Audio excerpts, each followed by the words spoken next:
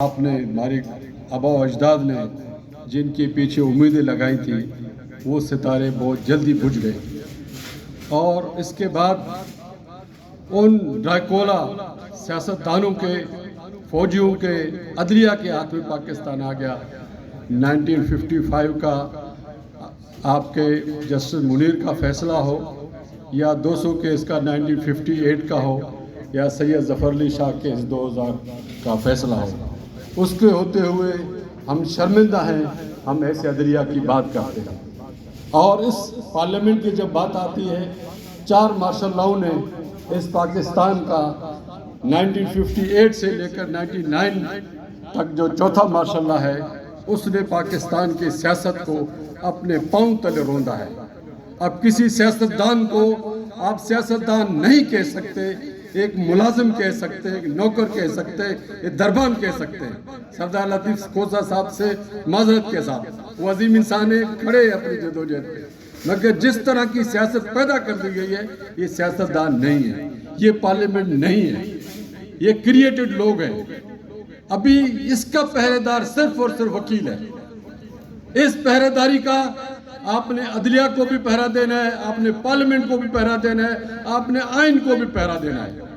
اب یہ جنگ عدلیہ کی نہیں ہے، یہ جنگ 24 کروڑ عوام کی ہے۔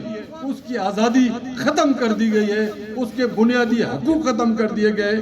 21 اکتوبر سے پہلے یہ منیر کاکڑ رؤف عطا کی جنگ تھی، یہ 21 اکتوبر سے پہلے یہ پروفیشنل پینل اور انڈیپینڈنٹ پینل کی جنگ تھی۔ اب 25 کروڑ عوام کی جنگ ہے، اب آپ کے بہنوں بھائیوں کی جنگ ہے، اب عورتوں اور مردوں کی جنگ ہے، اب عزت اور بے عزتی کی جنگ ہے، اب غداری اور محب وطن کی جنگ ہے۔ اگر آپ نے اپنا پلڑا اس حب الوطنی میں نہیں ڈالا، خدا کی قسم آپ کا وجود بھیڑ بکریوں کی طرح ہوگا۔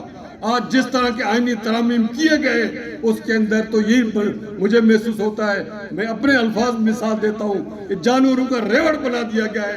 یہ ججز ریوڑ ہوں گے، چارہ حکومت ہے گی، ڈنڈا کوئی اور چلائے گا، اور وہ ڈنڈا بینچز بنائے گا۔ جو ڈنڈے سے بینچز بنے گے، اس کے بعد آپ کے میرے حقوق کے لیے کون سا ججمنٹ دے گا؟ جو اپنی مرضی سے بینچ بنائیں گے، مرضی سے 12 لوگ بیٹھیں گے، 14 لوگ بیٹھیں گے، پارلیمانی کمیشن ہے، اور وہ لوگ کہیں گے آئینی بینچ میں کون بیٹھے جناب، وہ چاہے باٹم سے لے لے، چاہے کسی اڈا کو بٹھا دے، چاہے جس کو مرضی ہے بٹھا دے۔ اپنے ہینڈ پک ججوں کے ذریعے سے آئینی بینچ بنے گا، پھر آپ کو انصاف ملے گا۔ میں کہتا ہوں تالا لگا دینا چاہیے سپریم کورٹ کو، اس آئینی بینچ کے سامنے پیش ہونے سے پہلے اس کو تالا لگا دے۔ آپ ان وکیلوں کے نام کے سامنے کانٹا لگا دے جنہوں نے اس پارلیمانی اجلاس کے اندر ووٹ کیے ہے 26ویں ترمیم کو، ان کو اپنے بار روم کے اندر پابندی لگا دے۔ انہوں نے وہ غداری کی ہے جس کے بعد کوئی نسل سر نہیں اٹھا سکتا۔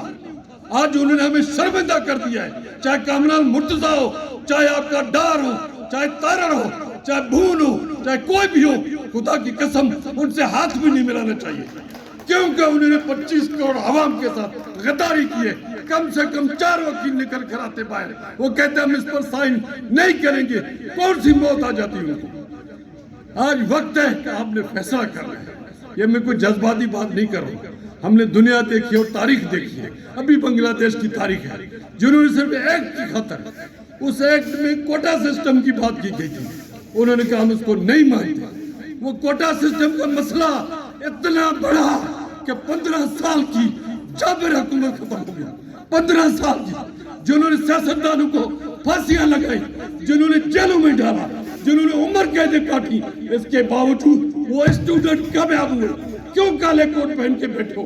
اٹھو، ان ظالموں کے خلاف آخری آواز اٹھاؤ، آخری جنگ لڑو۔ اس کے بعد آپ کی زندگی نہیں، موت ہے۔ وَمَا عَلَيْنَا إِلَّا الْبَلَاغُ۔